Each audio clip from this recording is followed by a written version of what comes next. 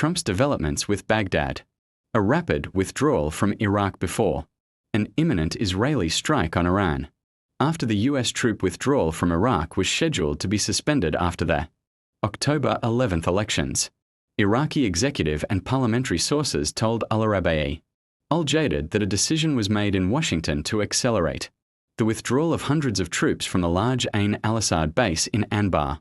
This comes against the backdrop of escalating controversy between the Donald Trump administration and the Iraqi government over the Popular Mobilization Forces (PMF) law, which is no longer a secret. This is in addition to the successive explosion of numerous files, from the dollar to the smuggling of Iranian oil in Basra, as well as security agreements that Baghdad has recently been confused about. The sources expressed their fear that this is related to expectations that are becoming more serious by the day regarding the resumption of war between Iran and Israel, after experts stated that Iraq survived the previous war thanks to a heavy US presence in major Iraqi bases.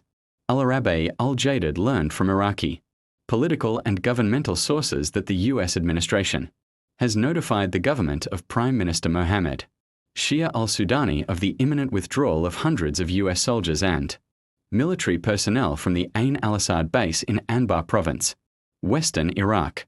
The withdrawal is related to the Iraqi-US agreement, which stipulates the gradual withdrawal of US forces operating under the cover of the international coalition fighting ISIS since 2014.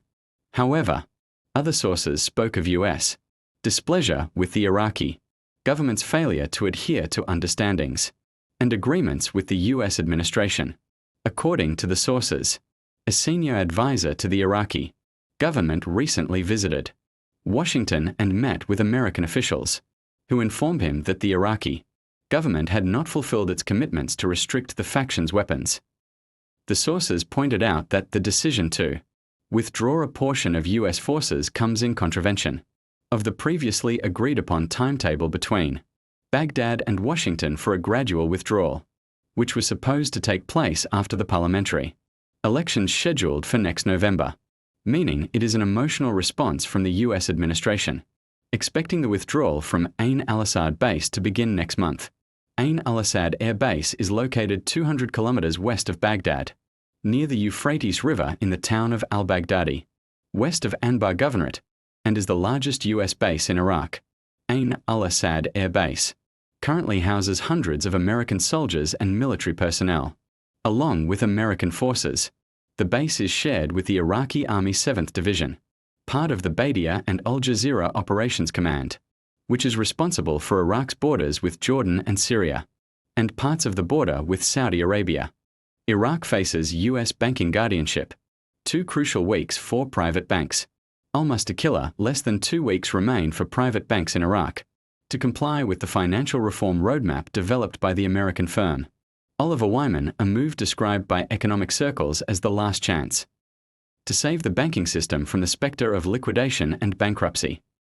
According to informed banking sources, the Central Bank of Iraq has 2 options: forcing banks to increase their capital and merge those unable to expand their financial portfolios, liquidating violating banks, which opens the door wide to direct intervention by the US Federal Reserve to implement international standards in the Iraqi banking sector. The risk of liquidation and financial guardianship.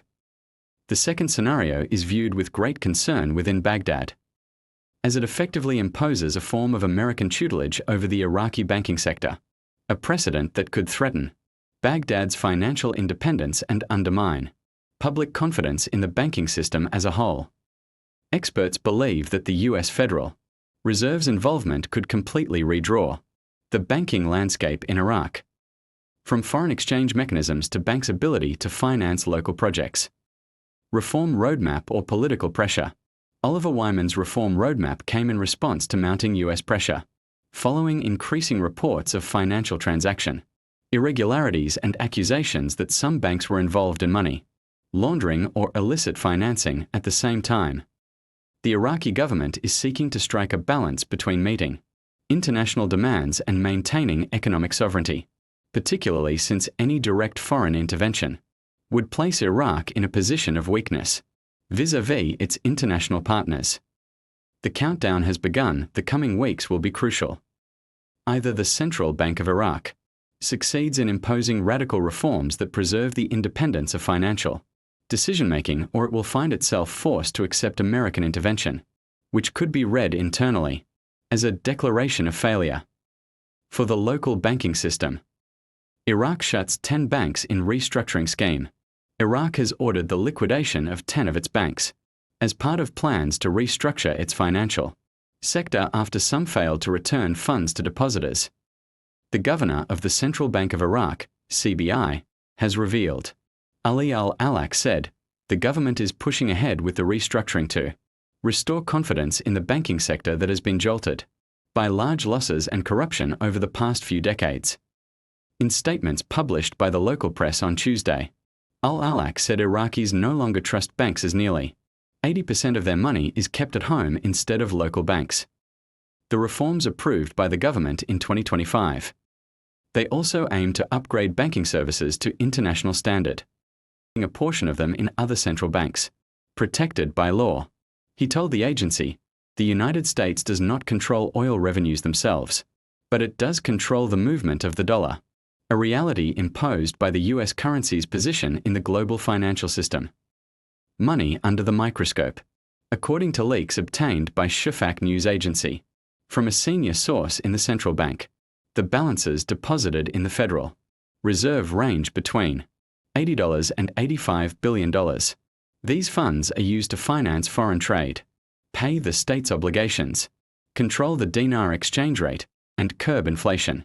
However, after discovering routes for smuggling dollars to Iran and other sanctioned countries, the U.S. Treasury Department tightened controls and imposed sanctions on 35 of Iraq's 72 banks, including the Bank of Baghdad, which holds accounts for U.S. embassy staff.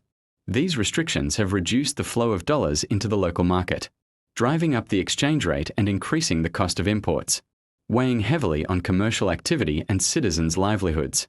Old debt risks. In international markets, these reserves are viewed as a key guarantee for meeting international payments and a safety valve against oil price fluctuations. Any indication of a change in the deposit mechanism or a relaxation of U.S. oversight could raise Iraq's borrowing costs, impact its credit rating, and potentially put the dinar under additional pressure. In this vein, economic expert Nabil al-Tamimi warns that excessive reliance on the U.S. umbrella conceals a greater risk, noting that there are debts and claims that have not been settled since 2003, making assets vulnerable to seizure if they are removed from the Fed's protection. Negligence in closing debt files has left legal loopholes that can be exploited. He adds that part of these risks are due to defects in government performance after 2003 and the lack of serious follow-up on these commitments.